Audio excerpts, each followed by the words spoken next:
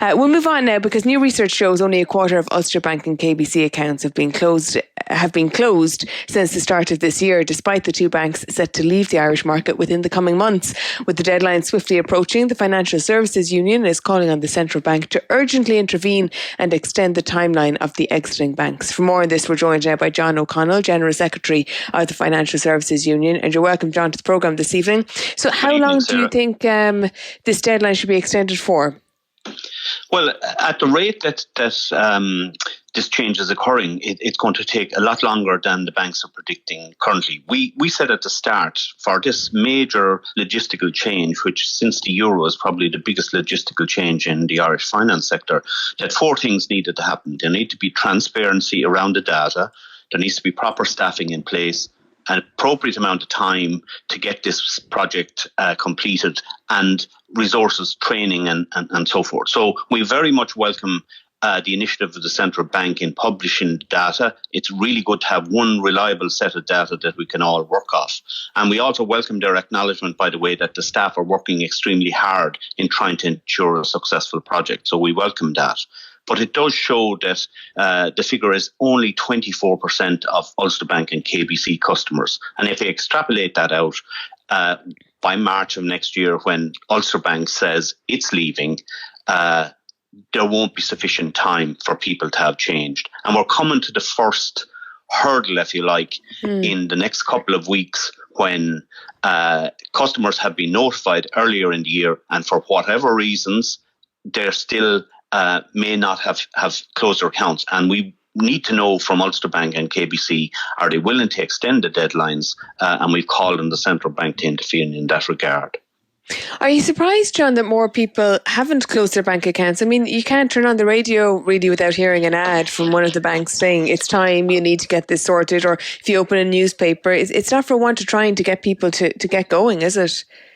Well, at least two of the three receiving banks have spent €2 million each, and that's in the public domain, on advertising, which might have been better spent on staffing so that when people went and visited the branch, they were able to receive a service. There's still an average 8 days in terms of before people can receive an appointment. And people are extremely busy. And if they attend in person to do this transfer and there's an amount of time that's required to do that, and find that they can't be dealt with on that day, or queue for 40 minutes, as somebody advised me today, to get to the top of the queue to be told, no, you're going to have to come back and make an appointment and so forth. So that's very, very frustrating. So the central bank said at the very start that the receiving banks were not ready. And it's clear from today's report that equally they're still struggling with staffing, and that's something that has to be addressed to make this major project a success, which everybody wants it to be. So if this deadline is not extended, what happens then to Ulster Bank and KBC customers who don't get a chance or aren't able to get all their affairs in order?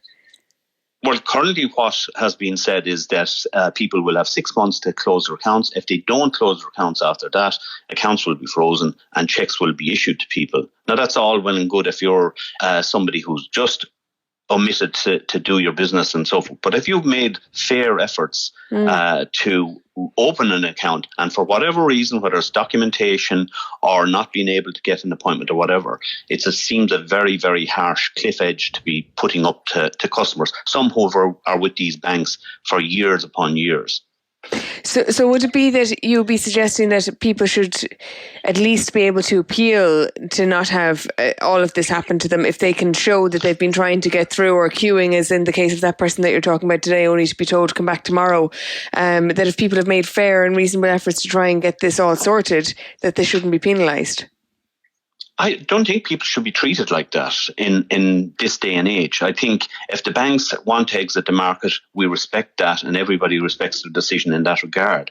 But I think what the central bank is saying is this needs to be done in an orderly fashion and treating people right. And it's clearly calling out that people aren't being treated appropriately at the moment. So we need a rethink, and we need to do it fairly quickly before we come to that cliff edge for this first tranche of customers who were written to on the week of the 12th of April. So the week of the 12th of October, what is going to happen to that customers? That's 20,000 people. And if you extrapolate these figures out, it could be that just a quarter of those people have closed their accounts. So it's it's imminent in terms of a decision, and that's why we're calling for an urgent intervention to allow appropriate time for this major change to occur and for it to happen in an orderly fashion without people being panicked in relation to their banking. Just finally, I know you made these calls back in May of this year. You first made these calls back in May of this year. Did the central bank respond then to any of the concerns, and what hopes do you have that there will be a response now? I think they did respond, and they did support us in a call. We called for a forum, if you recall, that all parties would sit around the table, and the central bank supported that. It didn't happen, and that's for the banks to explain why it didn't happen. We're available and willing to sit down with all other stakeholders to make this major transition a success. But I think the central bank has published a very detailed report today which sets out the scale of the challenge that we need to meet, and calling out the banks and saying you need to staff, you need to train, and you need to treat customers appropriately. And let's see what happens over the next couple of days. John O'Connell, General Secretary of the Financial Services Union, thank you very much for joining us.